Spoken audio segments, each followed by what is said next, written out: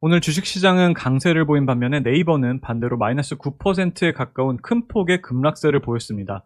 이미 주주분들은 뉴스를 통해서 접하셨겠지만 함께 네이버가 오늘 급락을 한 이유에 대해서 먼저 살펴보고 차트를 보면서 기술적으로도 살펴보도록 하겠습니다. 일단 오늘 주가 흐름에 영향을 준 이슈는 두 가지입니다. 첫 번째는 네이버가 미국의 온라인 중고 패션 플랫폼 기업인 포쉬마크라는 기업을 인수했습니다. 포쉬마크는 한국의 당근마켓이라고 생각을 하시면 되는데 현재 미국에서 8천만 명 이상의 이용자를 확보하고 빠르게 성장을 하고 있는 기업입니다. 다만 C2C, 즉 당근마켓처럼 사용자 간의 거래가 베이스인 만큼 수익성에 대한 우려감이 있는데 현재 주식시장에서는 이번 인수에 대해서 부정적인 의견이 더 많은 것으로 판단되고 있습니다. 특히나 현재 포쉬마크는 작년에 이어서 올해에도 적자를 지속하고 있는 기업으로 인수에 있어서 당장은 오히려 실적을 깎아먹는 요인이 될 수 있다는 점에서 우려감이 나오고 있는 상황이에요. 이렇게 포쉬마크의 실적을 보시면 매출은 빠르게 늘어나고 있는 반면에 작년에는 1,400억 원의 적자를 기록했으며 올해에도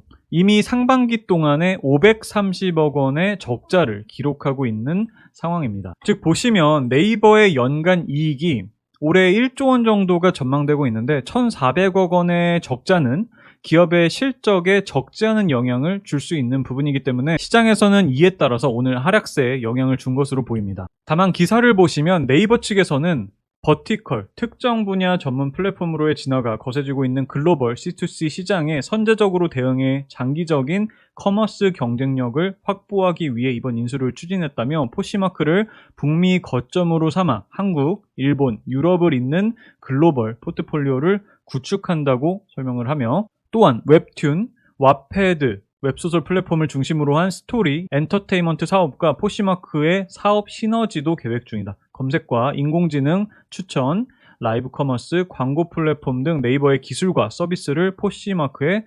접목시킨다고 네이버 측에서는 긍정적인 포부를 담고 있는 만큼 앞으로 이번 포쉬마크 인수를 통해서 네이버가 북미에서 어떤 행보를 보여줄지 지켜보도록 하겠습니다. 지금 당장은 적자를 내고 있는 기업이며 C2C 비즈니스에서 수익성을 어떻게 크게 끌어내며 네이버의 타 사업들과 시너지를 발휘할지 확실히 예측을 할 수는 없지만 네이버가 글로벌 시장에 진출하는 과정에서 포쉬마크를 성장시키며 안정적인 실적까지 올려놓을 수 있다면 충분히 기업의 성장성을 올릴 수 있는 기회가 될 수도 있다고 생각을 하니까 일단은 중립적인 차원에서 기업의 행보를 지켜보는 것이 좋을 듯 합니다.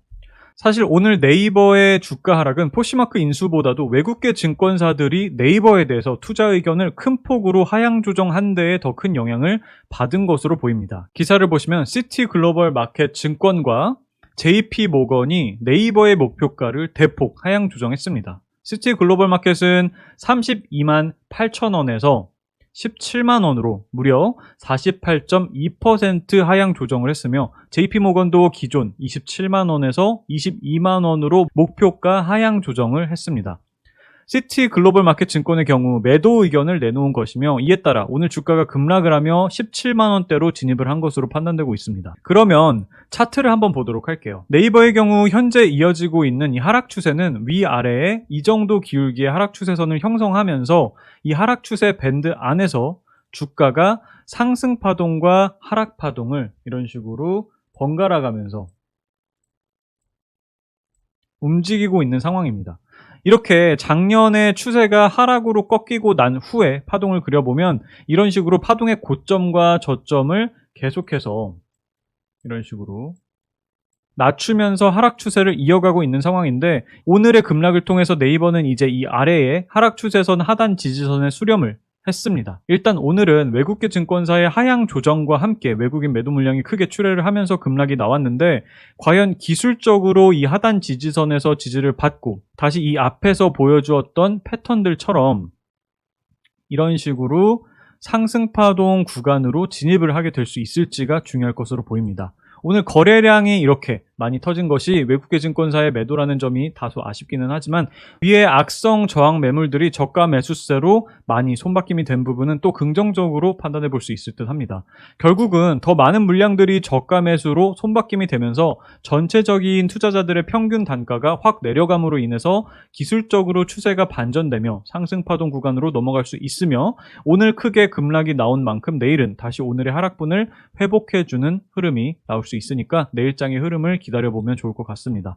네이버를 비롯해서 한국의 기술주들이 미 연준의 금리 인상 여파로 인해서 급격한 하락이 계속해서 이어지고 있는데, 반대로 금리 인상 정책에 변화가 생긴다면 하락을 많이 한 만큼 더 나중에는 가파른 반등세로 이어질 수 있기 때문에, 네이버와 같이 한국을 대표하는 대표 플랫폼 기업이며 이번 포시마크 인수, 그리고 웹툰과 웹소설 등을 필두로 해외 시장 공략에도 집중을 하고 있는 만큼 앞으로 미래는 충분히 밝다고 생각을 합니다.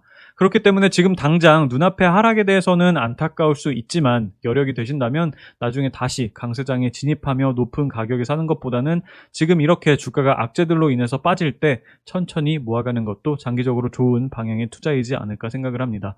이미 네이버에 큰 비중을 투자하고 계셨던 분들께서는 오늘 굉장히 마음적으로 쓰린 하루가 되셨을 것 같은데, 지금은 주가보다는 기업을 보고 버텨낸다는 마음으로 잘 버텨내셨으면 합니다. 오늘 영상은 여기서 마치도록 하겠습니다. 끝까지 시청해주셔서 감사합니다.